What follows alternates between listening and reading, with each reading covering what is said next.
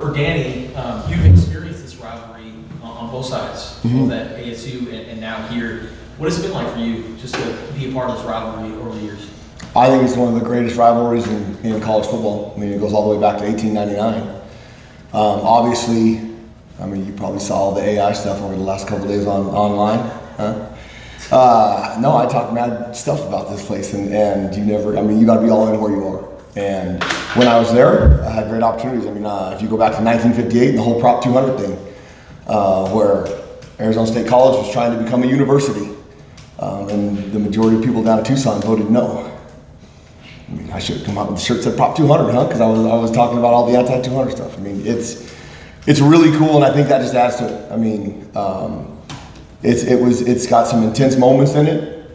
On that video yesterday, you can make numbers look however you want in most cases. The only numbers you can't make look are points and yards per play, and really true victories. I mean, I just spouted off about if you go back to 1946, the record, and then 1958 when they become a university and change their name to what it currently is, and then the overall record of 51, 45, 1. And they vacated the one win and whatever 21 was. I mean, the game was played on the field, so you really can't vacate it. So really 46 wins for them. And the amazing thing is only one tie. I mean, 1987 is the only tie and only one overtime game. 2010, the double overtime game. Like, that's an amazing series to be that competitive. And then last year, obviously, they had a great football team that did some spectacular things and boat raced us. We got two really good football teams that, in my opinion, in the CFP rankings tonight, should be ranked. I think we've got two of the top 25 football teams in the country. And I could have sat up here in March when we hired Coach Doege and I was going to be the DC, and y'all would have said I was an idiot for saying that. But I think it's really awesome that we have the opportunity in this rivalry, and that's what the Territorial Cup should be about. And whoever wins on Friday night is going to be running all over that stadium holding that thing up because it's really cool. Jason and then Michael. For both of you, just schematically and all that, what you see from ASU.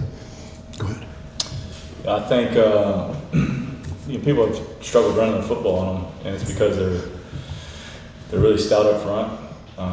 They do a good job of doing what they do well.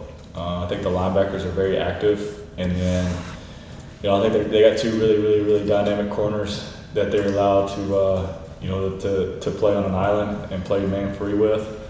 And I think their safeties are really aggressive and very physical. I mean, there's a couple times on tape and they'll come down and like smack you. So they're extremely physical and they're good at what they do. And they're always going to have advantage hats to the box, and they're very aggressive to stop and run. And so that's going to be a huge challenge for us to try to find a run game, just because a lot of people have struggled with that. And then we got to do a great job because they're going to challenge us on the perimeter as well, because that's where their better pieces are, and they trust those guys. So it's a major challenge for us from a scheme standpoint. I think they're good at what they do, and I think they believe in what they do. And so I think our guys are. I've kept it real with our guys all week and told them, these guys are good. And they're a lot of the same pieces that were a part of that team last year. So we're excited about the challenge, but it is going to be a challenge. We've got to be ready to play for sure. Well, we stink at stopping the run. So what are they going to do? They're going to run it 1,000 times. I mean, Sims is going to probably have 50 carries. Malik Brown's going to have 40, and then they're going to isolate Jordan Tyson one-on-one. I mean, they'll get us to put 10, 11 guys in the box and see if they can beat our DBs one-on-one. I mean, that's what I'd do if I was them. That's what I keep hearing. So I think they're a damn good football team. I think Jeff Sims is really, if you watch the Iowa State game, he's physical, he's big, he's strong, and he plays football with the right demeanor. Malik Brown, if you watch the Colorado game on Saturday night, he is physical, twitchy, fast. And then Jordan Tyson was finally back, and I think he's the best 50-50 ball catcher in America. I mean, he is elite when the ball's thrown up in the air. So our DBs are going to have a great challenge when they throw it to him. And Jeff Sims has a fantastic arm. I mean, that thing comes out of there. It's pretty. And so we have to do a great job of one, gang tackling, being violent to the football. We have to choose violence up front. and then we got to win our one-on-ones on the outside. So it is going to be a hell of a football game on Friday night. It's going to be sold out up there. I mean, you've been hearing about that all season, whatever, sold out. Good for them. That's how college football should be. And I can't wait for the opportunities down the road for the Soul to be sold out. I mean, the anticipation of game 1 next year, like, buy your season tickets. Like, we've earned that opportunity for you to come show up and have fun, because it's a hell of a lot more fun for everybody, including the football teams, when that place is packed. So it's going to be, I cannot wait till Friday night. I'm glad it's a day early. Michael and then David. Danny was nominated for the Broyles Award. As he today. should be. I was going to say, Seth, can you state the case for Danny to win that? You know, we after every game, you know, when you go and break down the tape, and then you have your initial first meeting with the team, and talk about basically the good, bad, and ugly. You know, Coach Brennan allows us to, you know, speak and kind of give a recap of what we thought each side of the ball did well. And every time I get up there, man, I just, to me, it's so fun being an OC.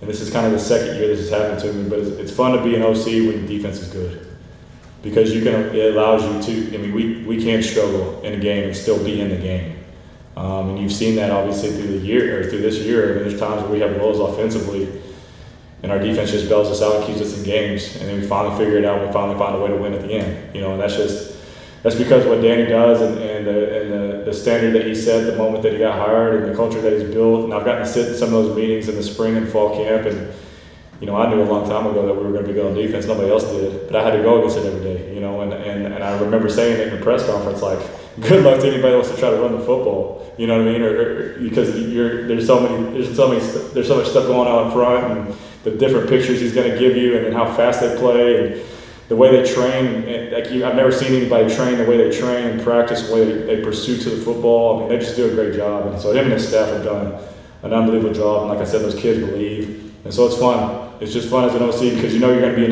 any game and every game. Even, you know, obviously, like if you start slow offensively, you know you're going to be in it. And then if you have a lull in the middle, you know you're going to be in it. You're always going to have a chance as an offense to go win the game.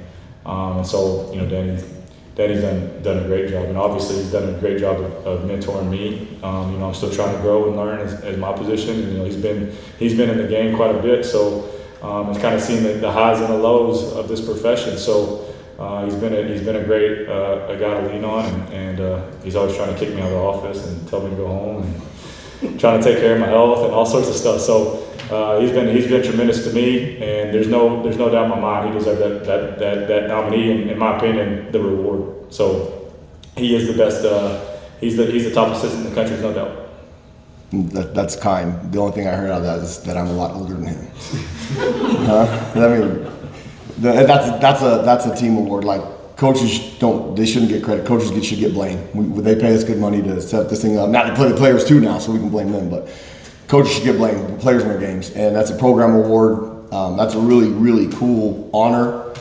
But if I don't have him on the other side of the football, being a team guy, and I mean, when we can't slow him down, he's willing to pace it and all that good stuff and figure things out. Like, from Coach B giving the opportunity, the great players that we have on both sides of the ball, on all three sides, like, it's a great honor. But that's everybody gets a piece of that, and that's really cool. David and then Brian. One for each of you. Danny, first, what was your take on the interception by trade, and how you guys were able to get the pressure up there and chase there to make that play happen? And then for Seth, just what's been the key to the timing that we're seeing between Noah and Chris Hunt? The pressure on Stoops' interceptions, we blitzed one more than they could block. So somebody was coming free. We did that a couple times. They threw now screens. They threw the very first play of the game. We take a bad angle. I mean, it was designed to, let's get the ball out quick and see who's going to win a 50-50 ball. And those are the plays that we expect our DBs to make. We didn't make them against Iowa State, and they had 6 for 189 yards. We made them on Saturday. And so you've got to do it at the right opportune time. The 4th and 6th early in the game was a similar pressure with I guess it's been called now the Red Rover look, and we jump off sides. You can't jump off sides. I mean, that's the 4th, a critical down. You have to know it's fourth down. I don't know that we did, which is coaching, which drives me bonkers. But we get a stop, and instead they get a touchdown 2 plays later on. I won't even say anything on the other call, but we block. We said one more than they could block. So you got to take a chance to defend the screen and all those things that can hurt you or win a 50-50 ball, and we did. I mean, and I thought that was a big turning point in the game because they take the lead right there at 24-21, and then the next offensive drive, we go right down the field and methodically move the ball, and we give us an opportunity to build a 2-point lead. And I think this is a hard football team to play different than when we played BYU with a 2-score lead. The maturity and the growth of this football team over that time, I wish we played BYU again. Now, BYU's going to have a chance to play in the championship, and I love Kalani Sitake, but we've grown since that moment. You probably have to ask Seth again. I forgot what his question was. I think what you're seeing is the relationship that those two had during camp before Hud had an injury. Because he was really separating himself. You could tell Noah was very, very confident. Just putting the ball up to him and Hud was making a ton of plays during camp. I mean, this guy was, when we had, just like games, there's days in practice where you're a little bit off and the defense is getting after us and there's one guy that consistently kept showing up, and it was Hud. And so if we just put the ball in his space and gave him a chance to go make a play, majority of the time he was making it. And I think, as a quarterback, specifically Noah, obviously, is he knows that. He knows that Hud's going to make a play, Hud's going to find a way to get separation, and if the ball isn't just extremely accurate, Hud's going to find a way to make it accurate. And so with him just getting healthy and then finally, them playing together and getting more chemistry and some more camaraderie, and again, the big thing is the trust. I know for quarterbacks, it's always trust with the receivers.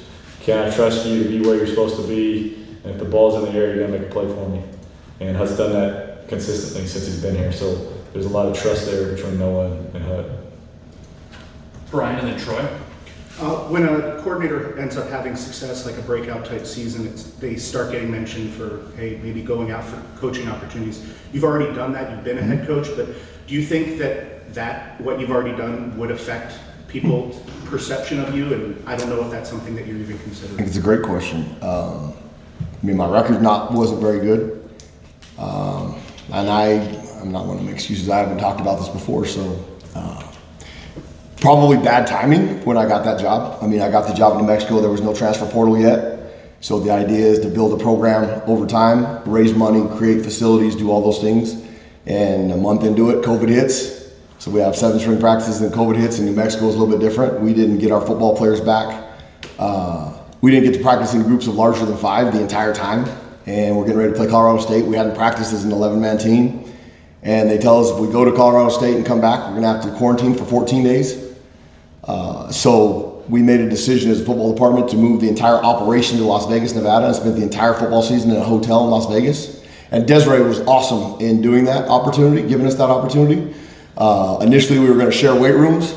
We get to Las Vegas and they tell us we can't share weight rooms because the governor of Nevada doesn't want us to. So we go an entire football season, and we haven't really lifted weights since spring.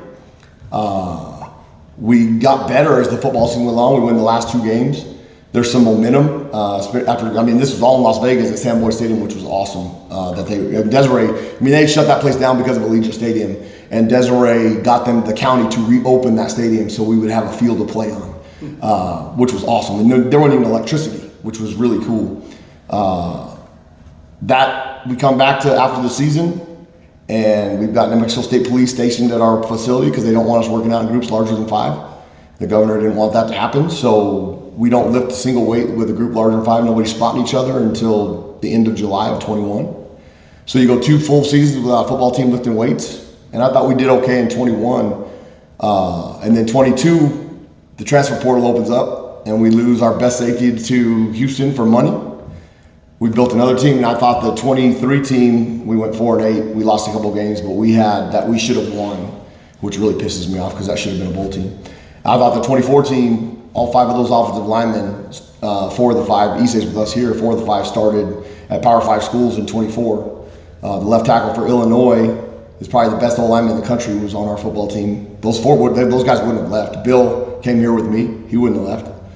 So Tucson might have had a problem in August of 24 if I'm now me and the AD met at the end of the season, and he's now the AD at Houston, and basketball has $3 million in NIL. Said, give me $500,000, we'll keep all this football team together and win.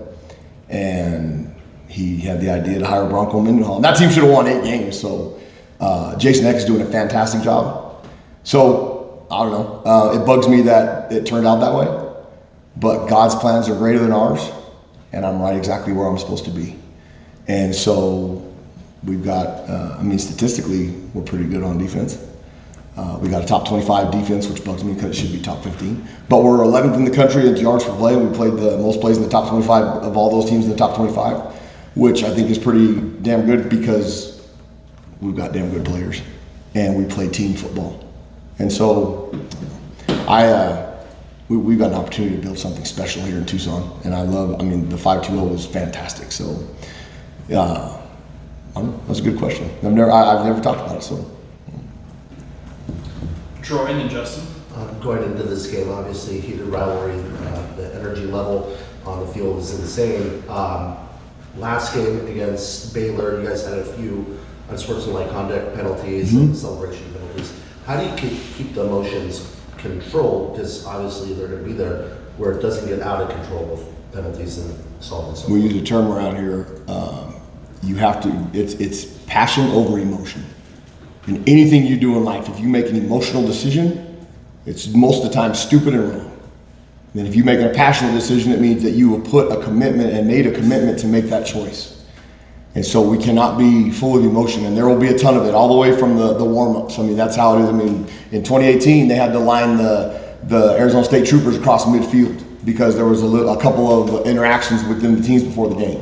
It doesn't need to be that way.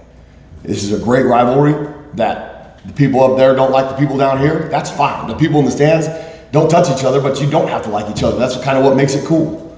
Okay? The players don't need to get involved in that. Because all of a sudden you do something emotional and a fight breaks out and you lose 5 or 6 guys, it could be guys on both teams that are critical players. So neither team needs to get into that. I know Coach Dillingham will do a fantastic job of having his team do that, and Coach B and our coaches will do a fantastic job. So it should be a great football team. A football game where both teams just try and beat the crap out of each other the way it should be, and they'll be talking. It's fun to talk in football games if you do it the right way. There's so much stuff said out there that is funny from the sideline, and it's a violent game. So both coaches will do a great job. And Kenny Coach Dillingham is really smart. Okay, I have zero desire to coach at an AU. Okay, I'm not going to be the king of anything. Okay, I'm exactly where I'm supposed to be, and they've done a great job. So it should be a great football team, but passion over emotion. You want to add anything to that? Yeah, I think, in my opinion, there's part of the game that is emotional, and that creates momentum, especially when things are going well. When you score a big time touchdown, make a big time play, or have a big time stop, or create a turnover. There's got to be emotion that creates momentum and energy. But there's also got to be poise to that emotion, and there's got to be a fine line of where you cannot cross, right? And that, to me, what's that line? That line is getting a penalty. So don't take your helmet off, don't taunt. That's the line. So we can't cross that line. And obviously, I've never been part of this game before, but I've been a part of big time rival games, and I know what that means and what that is. To me, our message to our kids is the most poised, most disciplined team most likely going to win this game, right? Because if you can eliminate distractions, if you can stay within yourself and stay within your plan and stay within your fundamentals and stay within believing in each other and your team and celebrating with your guys, I think you've got an advantage to win a big time game like this. Justin and Jason. 2 questions, one for each. Seth, did you just talk about some of the rivalries that you've been a part of, whether it was at Texas Tech or playing high school football in West Texas? Playing the high school rivalry. Back in the junior high, I remember it was such a big deal. So I grew up in a small West Texas community. My dad was my head coach. It's one of those communities. If you watch the movie Friday Night Lights, the whole town shut down. It's 1,200 people, but nobody worked on Friday nights. Our the old man Mayor would like run us, and he would like lead the charge on away trips, and he would run out in front of the bus with the tomahawk, because we were the Braves, and he'd run for like half a mile. It was crazy. The dads would, guys that had their sons on the team, after the pep rally, they would have drums set up right outside the field house and play that bum bum bum bum bum bum bum bum like a little war chant for 4 hours until the game starts. Wow. And so like that's like Texas high school football, and that's like a little community of 1,200 people, right? And I remember in junior high we're playing our rival, and their girls hung out with us, and our girls hung out with them, and I mean, it was like, man, it was heated. Like that was one of the most heated, games I've ever been a part of, was at junior high. But going back to like my career at Tech, when you play Texas or A&M or Baylor, those things got heated, and then obviously there were always big time games. There were always good games. There was tight games regardless of the record or who was hot and who wasn't. And then obviously I got to experience the USC-UCLA rivalry a little bit, even though I think UCLA was a little down at the time, but every time we played them, it was a game, and then you go to Ole Miss and get a chance to be part of the Egg Bowl, which was pretty cool too, especially, Leach's last year was the year I got to experience it. He actually beat us, so yeah, been part of some special moments and special games. So I'm super excited to be part of this one. And then Danny, a few members of your defense were part of the game the last time you guys went up to Tempe in 23. In Genesis, Trayden, and Dalton. Mm-hmm. How have those three gone about leading your defense? And just looking at them over the last 2 weeks, what impressed you about how those guys have been playing? They attack everything like they're professionals. I mean, from recovery to preparation, leadership, and then they're damn good players. They've had opportunities. I mean, last week was the last home game for those guys. And so Coach B gave them an opportunity to talk to the team on Friday night, which was just awesome to listen to one of those guys talk about their experiences and the concept of how close this group is, and hear them talk about it. It's why we've had a chance to be successful. And so they played in it. In a lopsided game that was in our favor, and they played in a lopsided game that was in their favor. So they are mission focused to have a positive outcome on Friday night. And you saw that video of Coach Dillingham at halftime last year that surfaced, and they asked him about stick the knife in the kitty and twist it. Like, good for him. Like that, nobody's showing that video in our room, and our guys are going like, oh, he's freaking like. Metaphorically, if I can stick a cactus sword in somebody's heart, I'm going to do it. Like, yeah, let's get their freaking tail down and finish them. Like, I would be pissed too at Caleb if a video like that went out. Like that stuff happened in a private moment. That in a team locker room, there's all kinds of things that are said now that belong in there. And so, those guys will be ready. And so Kenny didn't do anything wrong with that. It's kind of cool. Our last three will be Jason, Lindsay, and Michael. Jabari Man gets in the game, gets to pick six. Just how he's progressed on specifically that play that he made the other day. So the depth pieces of our football team this year, the opportunity to develop them over a long time. Jabari Man, and you saw his ball return skills on that play. Like last year, he spent the majority of the season with the offense because we'd gotten so banged up at running back and Bill couldn't play that he was taking reps over there as a running back. He was an outstanding running back in high school. Much like Lance Briggs was an unbelievable running back in high school. Like running backs that can translate to be a linebacker, most of the time they're very physical. They see the game different. So I love recruiting those guys that play both ways. Myron Robinson was an unbelievable running back in high school. So we'll continue to go after those pieces and develop them. Jabari he's still only a redshirt freshman. He's young. He is a tough. He attacks the meeting room with Coach Bringell, and on that play we had given 4 or 5 different looks of them knuckleheads holding hands, and so it was an opportunity to show blitz and drop out, and we got enough pressure on Sawyer, he just threw it to him. I mean, it wasn't a great throw, but that's what happens when you're hitting the quarterback and they don't know where it's coming from. Lindsay and then Michael. You guys both stepped into new roles this year. How did you approach rebuilding both sides of the ball, and how have you seen it benefit this year?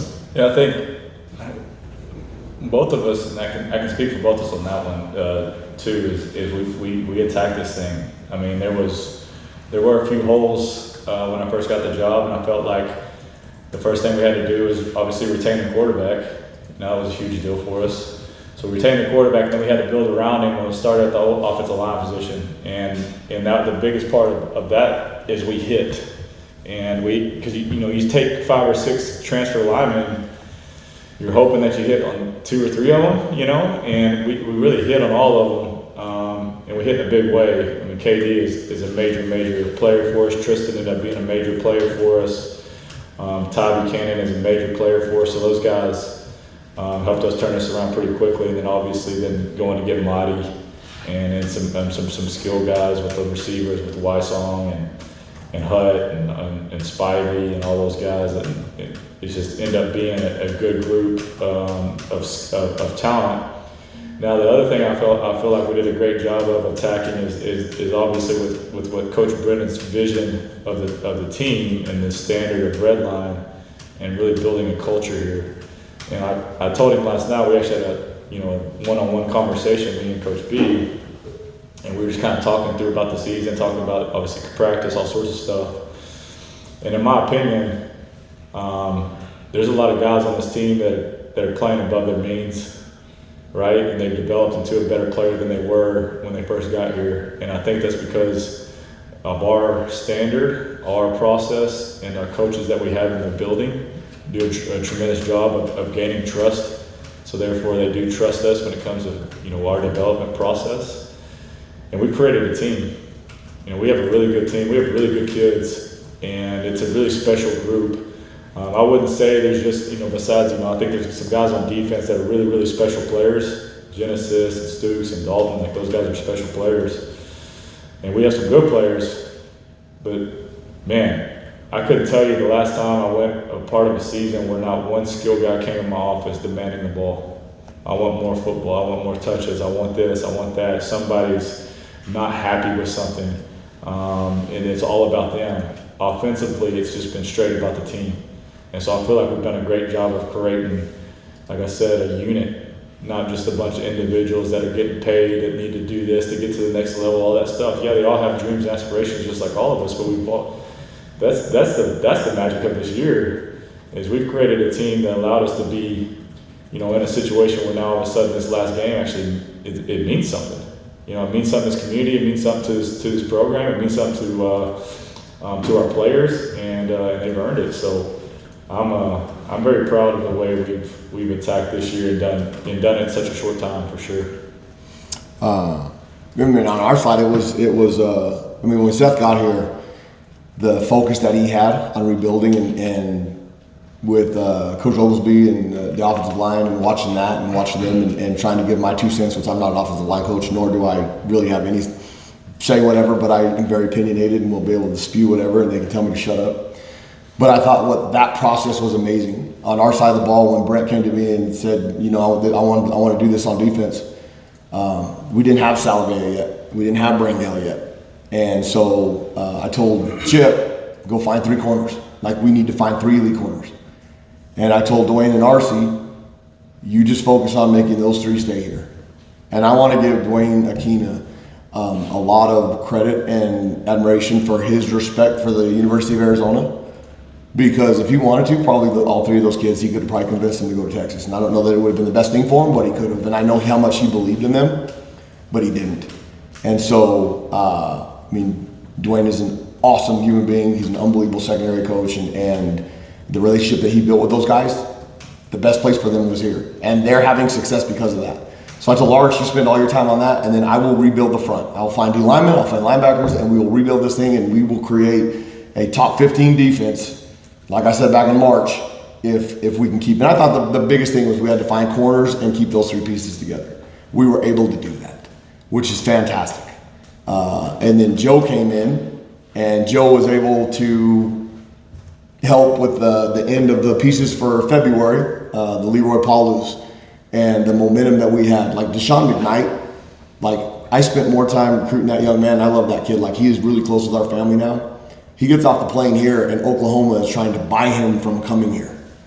And we had a good enough relationship in that speed dating moment that like he was like, no, I believe in what we're doing here.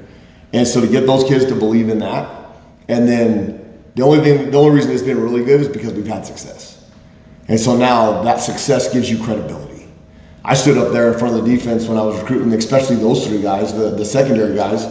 I said, hey, we had 84 interceptions in a 4-year period at San Diego State. That's going to be you, because I will get pressure on the quarterback. That's going to be you. Now, if you don't catch them, that's your fault. But if you're good enough and you make plays, then you're going to have opportunities. Dalton Johnson has the second most interceptions in the Big 12, most in his career. Javian Cole leads the Big 12 in interceptions, most in his career. Genesis Smith should lead the Big 12 in interceptions. He just keeps dropping them. I mean, those opportunities were what I had to sell on paper. And now that they've come to fruition, those guys are my best recruiters. Those guys are the best advocators. Noah. I mean, he sent me a text the other night when we were going back and forth because whoever knows and doesn't know, before Saturday night's BYU loss, we still had a chance to play in that game in Arlington. And then BYU screwed it up. Thanks, Kalani. We screwed it up back in September. But I was texting back and forth with Noah about it. Like the camaraderie that we've built on this team and the relationship that Seth and Noah have, like if Noah doesn't stay, it's a completely different football team. Noah stayed because of Seth Doege and Coach Brennan. Now, everybody chose because Brent Brennan is the head football coach here. And everybody on this football team either chose to stay for Coach B and the assistants or picked Coach B and the assistants. We don't have anybody here that didn't want to be here. And I talked about it a long time ago. Continuity. Continuity is how you build something special. And what President Garamella and Desiree, the administration, Coach B says this all the time, like their alignment, watching them interact is unbelievable. And then the umbrella that Coach Brennan has put over our entire football program with the people he's hired all the way down to, I mean, what Tim Cummings does in our video department. We've got we practice out there on South Beach, and we had 2 cameras out there because nobody ever wanted to use that, but I want to practice outside. Well, he pieced together a tower, he calls it Tower G, so that we could have an all 22 end zone camera, which is unbelievable. So we have 3 cameras on both fields. We have 6 in the indoor. Like, nobody says no around here. They just find a damn way to get it done. And that's how you have success.